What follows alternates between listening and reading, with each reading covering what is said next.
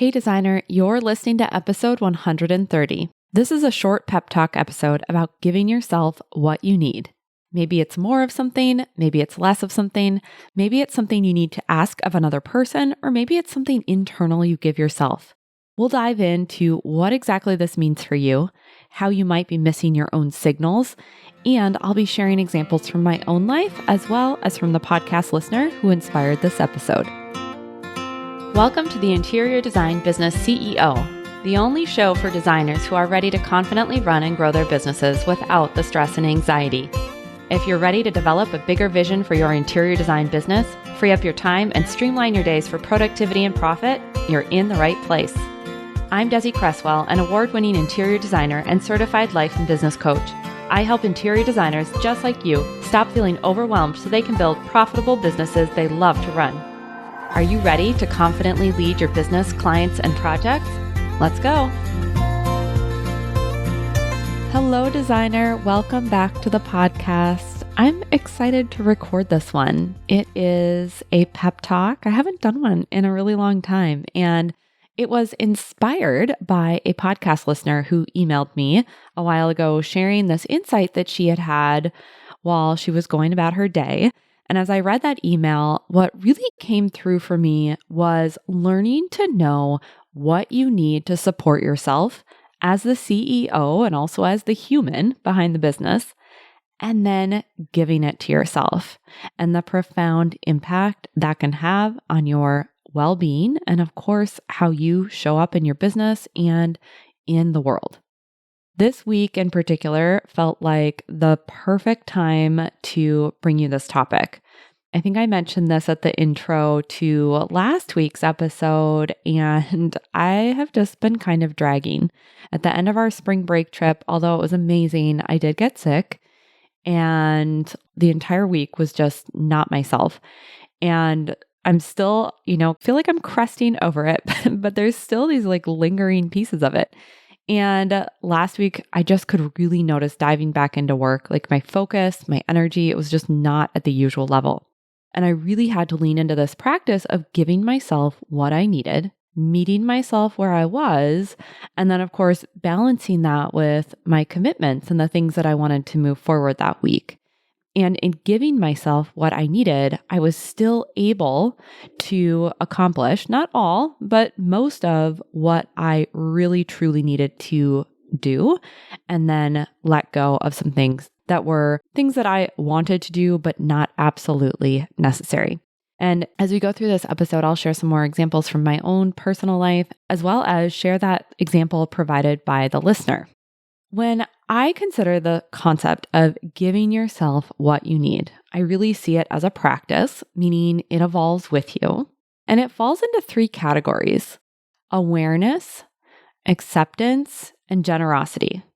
Of course, first you just need to know what it is that you need. That is an awareness practice in and of itself. So much of what I teach comes back to awareness, because once we understand ourselves, the limiting beliefs, the goals that we want, how we want to run our business becomes so much more clear. And so this is just another awareness practice. We also have to lean into acceptance, because sometimes we don't like the answer to what it is that we need. So allowing what we need to be as it is. And then generosity, because in asking ourselves, what do I need? It's an act of giving. And most of us are not practiced at giving to ourselves. We're very practiced at giving to others, but then we give the leftovers to ourselves or don't give anything at all. And one of the things that I have noticed consistently, and certainly I noticed this looking back at past versions of myself and now clients that I work with, it's so easy to become immune to the numerous signals our bodies send. Whether that's through physical sensations, like we need sleep, we need food, we need movement, or the sensations and the vibrations that clue us into our own internal emotional world. Those pings that we feel in our body, or the tightness that indicates, hey, there's an emotional thing going on that I need to pay attention to. And throughout our busy lives and the pace at which we all tend to move, it's easy to stop paying attention. It's easy to not even notice yourself. And then there's the case too of as we build this awareness of what is happening for us, sometimes we're noticing those signals, but we choose to ignore them. And that might be because you haven't learned it's okay to give yourself what you need, that you haven't learned to believe or had the opportunity to experience the evidence of you giving yourself what you need is actually beneficial, not to the detriment of your goals, to other people, whatever it may be, right? You have to believe that you have the time and resources to give yourself what you need and that there will be a benefit to that. And as I mentioned before, often we're taught that others' needs always should come before ours. And so we're checking in with everyone else's needs or signals except our own. By checking in with ourselves throughout the day, at the start of the week, at the end of the week, whenever it is, by asking, what is it that I need? We begin to know and understand ourselves and these signals, and we show ourselves that it's safe and necessary and beneficial to honor those signals.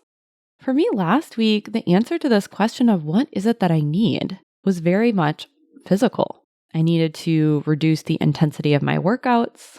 I needed my husband to handle a very drawn out bedtime so that I could get myself to sleep earlier than normal.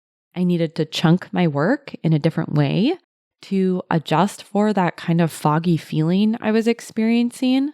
And of course, I experienced some resistance to those answers of what is it that I need here. And I also knew that trying to force through in the way that I would normally operate, which doesn't feel like a force, but just kind of the way that I typically run my week, it was not going to work for me. And so I needed to make a change. So those are some examples of physical changes of what I needed. Sometimes it's an emotional need. And this was what the podcast listener that I mentioned wrote in about. One of the things that they shared was this great insight of when someone's mean to us, we demand an apology, and rightfully so. But in my experience, so much of our unhappiness is a result not of other people being mean to us, but of us being mean to ourselves. And so she offered herself an apology. She was righting kind of the emotional wrong. And she gave me all these beautiful examples. I'll share just a few of them. She said, I'm sorry I've expected you to be perfect instead of human. I'm sorry I blamed you for something that wasn't your fault. I'm sorry I called you stupid because you made a mistake and didn't magically know something you hadn't yet had the opportunity to learn. So there was a hurt that was the emotional need, and she answered that through apology. And she said that after doing this, it felt so freeing. And I know a lot of times when I offer this question of what is it that you need, the resistance or objection comes to time. But things like this don't even really take time. This can just happen while you're driving in the car. So I really want you to start asking yourself, what is it that I need? And how could I give that to myself? When you answer that question, how could I give this to myself? We have to lead with the belief that it is possible. And that's going to help us open up to creative ideas, to ways that we could give ourselves what we need, maybe in not the exact way that we originally thought, but in some other way that maybe is even better. So lead with the belief that it's possible to give yourself what you want, that you can benefit from this, that it is not going to take from you or the business, and play with this.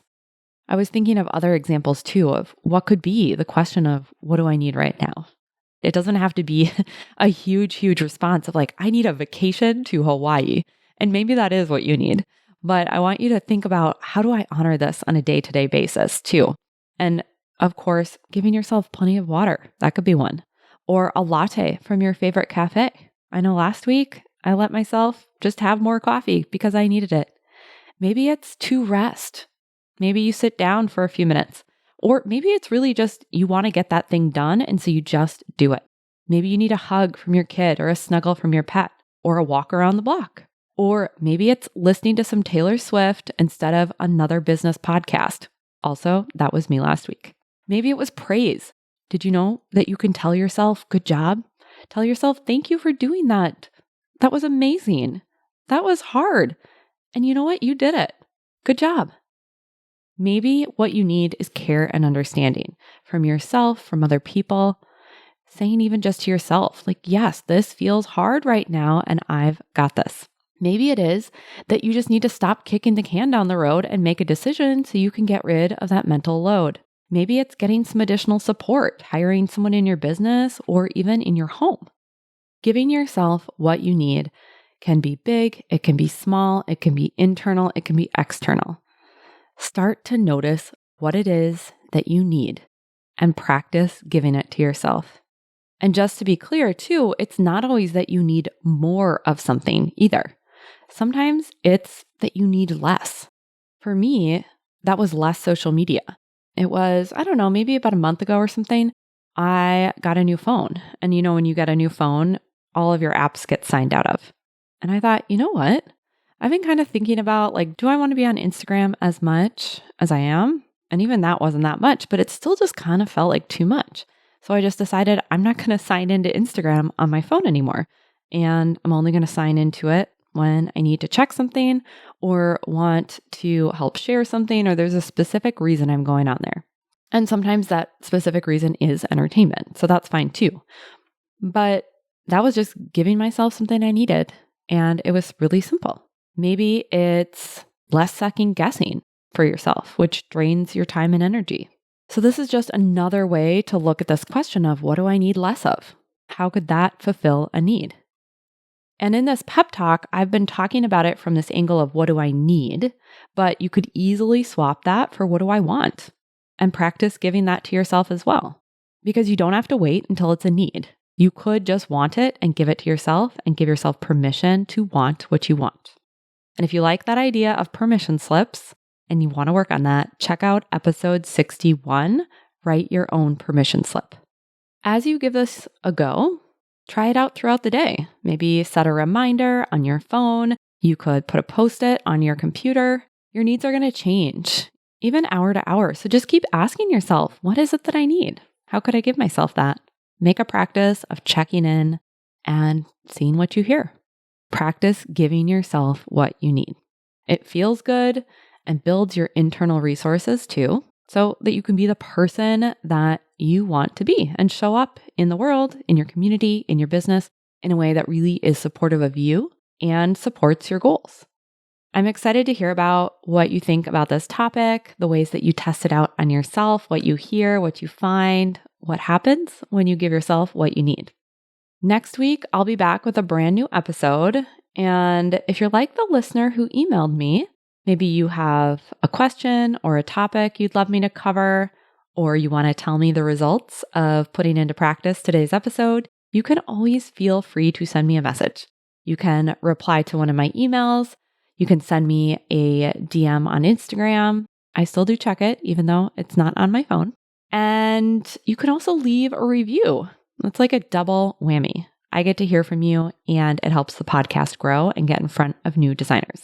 Whatever way you do it, I do want you to know I love hearing from you. It is one of the things that inspires me to keep going with this podcast. The listener who wrote in with this example that prompted this episode, she said in her email, she's like, I don't know, I don't want this to be weird, but I'm just going to send this. And I thought, yeah, probably some of you think that too. So just know I do really enjoy communicating with you and hearing what you're taking away from this podcast. All right. Until we talk next Wednesday, I am wishing you a beautiful week. Thanks for joining me for this week's episode of the Interior Design Business CEO. If you want more tips, tools, and strategies, visit www.desiCresswell.com, where you'll get immediate access to a variety of free resources to help you take what you learn on the podcast and put it into action.